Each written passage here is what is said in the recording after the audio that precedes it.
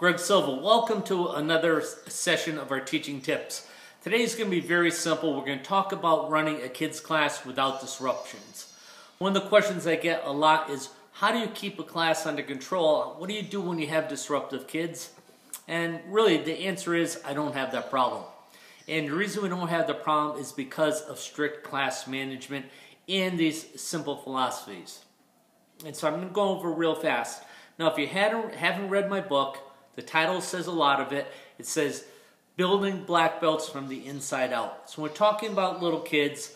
We're not thinking about doing black belts where they have to do forms, flying kicks, things like that. We want to build them from the inside out. Now, what does a child need first? First, they need proper behavior. So you have to learn to become a good finder. And when I say you, I say the instructors have to learn to become good finders on proper martial arts protocol. Protocol like patience, protocol like sitting like a black belt, standing like a black belt, focusing like a black belt, showing respect like a black belt. So you're really looking for behavior. And I want to become a good finder. In other words, I don't want to make corrections and constantly be on kids for doing things wrong. I want to catch them right, so now they want to please me by doing things correctly again, so they get more praise. So if I catch someone staying nice and straight, oh man, I got to tell you, you look like a future black belt in training. The way you're standing nice and straight and you've got your eyes on me, that's just the way martial arts do it.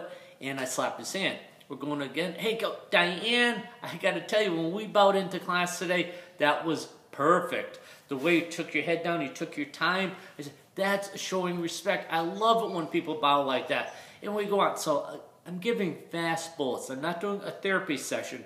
But the whole idea is to constantly catch kids being good as far as proper behavior. So if you're telling a story, I go, guys, I just want to give yourselves 2 claps. Why'd you give yourself 2 claps? They go, because you told us. I go, yeah, but we did to congratulate ourselves because I taught you a lesson and you guys were like perfect students. You're staying there nice and straight. You showed me a lot of respect. You didn't talk when I was talking. I love it. 2 claps again. So again, constantly looking for good behavior. It's building black belts from the inside out. We don't get black belts by just concentrating on forms and kicks. We have to teach the proper behavior first and proper attitude first. Next, no downtime. When I say no downtime, I mean no downtime. I was watching a class recently and the instructor had, it was a small class, 10 or 15 kids, and he had these plastic dots and he would throw a dot on the floor and goes, okay, Samantha, I want you line up on this dot. And then he walks over and he puts a red dot down and goes, okay, Billy, you're on this dot. And I go, man, it's great that he knows each child's name, but this is taking a long time. Now, when I say a long time, I'm talking kids long time, not adult long time. So it may only take 3 minutes, but you have to remember, the kids who haven't been called yet, they're paying attention. But what about the kid who got the first dot, and he has to just stand on there for 3 minutes without doing anything? That's downtime. So, how can we correct that? Maybe the instructor gets in the middle of the floor, he goes, hey guys, make a circle around me. All the kids run around, spread out a little bit, good, and bow in, and we start doing the student creed. I mean, that could take 15 seconds. And it's cool because now the kids are in a circle around you. Everyone's in the front line. You get a chance to turn around, give everyone attention. That's just one idea of a class formation. But again, I'm doing it fast. Everything has to be at a faster pace. Do I mean rush through class? No, I'm saying fast enough pace so you don't lose the kids' concentration. Next, make sure you have listening positions. See, listening positions is all about getting kids so they have to just sit still. And when I say that, if I'm talking to kids, I say rest stance. Now they're standing in with their legs apart, their shoulders back, and their hands behind their back. It's just a listening position. That's the way martial arts do it, or martial artists do it. So we practice that behavior. But the important thing is I have them in a position where they can't use their hands, they can't take their belt, eat their belt, they can't push their kids next to them, they have their hands on the back.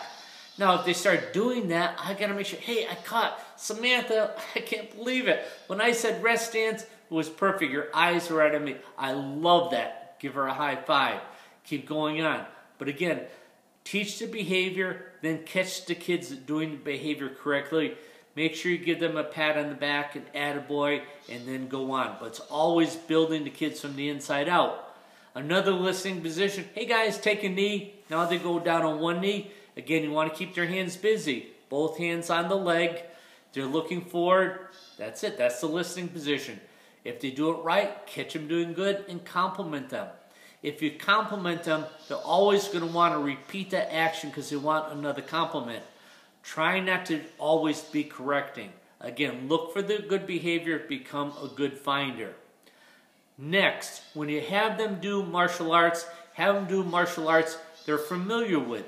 So if you're doing punches and they're good at punches, we're going to practice punches. Maybe today we do them in the air. Next time we're going to do them high, low, center. Next time we're going to do them against pads. But it's not really important that you teach them something new every single day. If you teach them something every day, they're in a mental confusion. Kids like to do stuff they're good at. So don't think it's a lot of repetition. You know, they feel comfortable with this. They like doing this. They know when they do this, they're going to do it good. They're going to get compliments. Again, it doesn't always have to be just staying their single punches, but they're doing punches in a different format. Okay, so we talked about downtime. We talked about making sure that the kids line up fast. We talked about becoming a good finder, looking for good behavior. We talked about not getting them confused by having them do material that they're comfortable with and they're good at. They enjoy doing that. Next thing is to make sure that when class is over, they get some type of acknowledgement so they know they did good in class and are looking forward to coming to the next class. You know, putting their hands together, yelling the name of your school, giving them a high five. I always start by saying, give yourselves a pat on the back. Turn to the person next to you and say, you did a great job. All the kids do that. And I said, turn to the person on the other side, you did a great job. So now everyone's telling each other they did a great job. So those are some fast tips for having control over your little dragons or kids class. They're all important. You know, don't get back into same old, same old. Try to take some of these tips, work with your instructor team, make sure they come habits to your team, make sure you have a good class plan, you work on your class management, you're doing your math chats, all the stuff's important. Again, it's not like you should be looking and picking, well, you know, I like that idea about lining up, but I really didn't like the idea to become a good finder. You know, I want to make these corrections. I'm telling you the stuff that works. I've been doing this for a long time. I see the schools that produce great students. One thing about United Professionals and Cornerman, it's never about just getting students. It's about getting students, keeping your students, and producing high-quality black belts.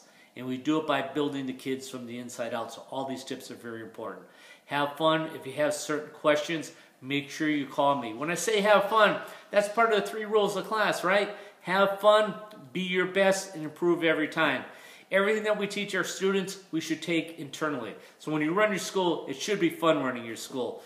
You should be doing your best running your school, and every day your school is going to make constant and never-ending improvement. We're on the same page there. Look forward to giving you another video next week.